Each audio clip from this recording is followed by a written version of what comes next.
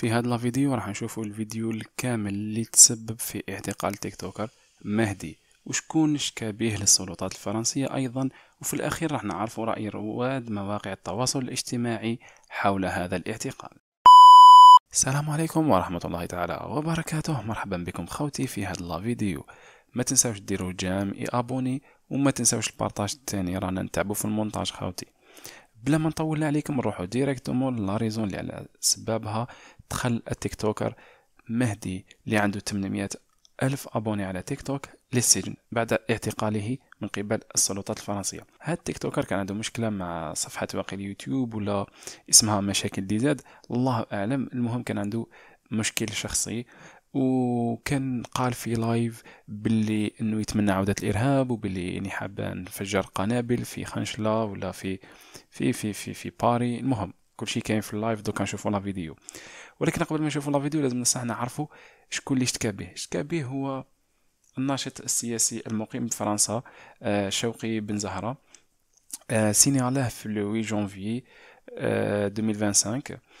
وكما راكم تشوفوا هنا هو اللي يهضر في تويتر. هاد لو كابتير جبتو من تويتر. كما راكم تشوفوا راهو يهضر باللغه الفرنسيه، اللي فهم فهم اللي ما فهمش ما فهمش، لا علينا. كما راكم تشوفوا هنا في 8 جونفي قال باللي زعما كاين واحد التوترات سياسيه ما بين السلطات الفرنسيه والجزائريه، وباللي السلطات الجزائريه اعتمدت هاد التيك توكرز وهاد الحراقه باش يديروا كما نقولها واحد الفوضى في فرنسا وكذا. كما راكم تشوفوا هنا هذه بالاصفر راهو يقول باللي هاد لو جونغ تاع لي ديسكور، يعني هاد النوع من الخطابات راح يكون سبب باش انه يشعل النار ما بين الشعبين، خصوصا بعد المشاكل والأزمات الدبلوماسية ما بين النظام الجزائري والنظام الفرنسي. روحوا ديريكتومون لا فيديو ونعاودوا نرجعوا خاوتي مع آراء وتفاعلات الناس حول اعتقال التيك توكر مهدي. كان غير تولي بكري الارهاب خاوتنا بكري الارهاب انتيك اشهد ان لا اله الا الله الله اكبر. هبطني اما بومبا في لا ديفونس ولا في خنشله، فانا نطلب لها تطلع البويره ولا نسمو نحكم ذبح كيما هذا مشاكل اللي جات. نحكمك مع يماك باباك، يماك الله يرحمها، نحكمك مع باباك ولا خاوتك جزبارك هنروح. والآن نروح نشوفوا واش قال رواد مواقع التواصل الاجتماعي، واش كان ردهم على اعتقال التيك توكر المدعو مهدي. هنا نشوفوا خونا زكريا يقول يجب تسليط أقصى العقوبات على كل من يحرض أو يدعم الإرهاب. أما هنا فنجد الأخ الكريم يقول هذا خبر يفرح، ربي يربط سراحه. وهناك تعليق آخر للأخ محمد يقول كلمة حق كون غير يخلوه انتم ما عندك ما دير به في جزائر واحد كيما هذا.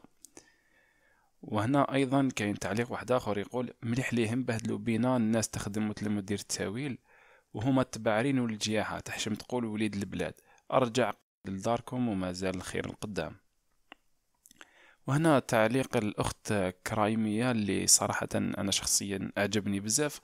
قالت على هذا يشفع العشرية السوداء، زعما راهي تقول باللي هو صغير في العمر، على هذا يشفع العشرية السوداء واش هذا الجهل على خاطر مشكل شخصي. تمنى أن تعود حقبة زمنية خسر فيها المواطن الجزائري الكثير.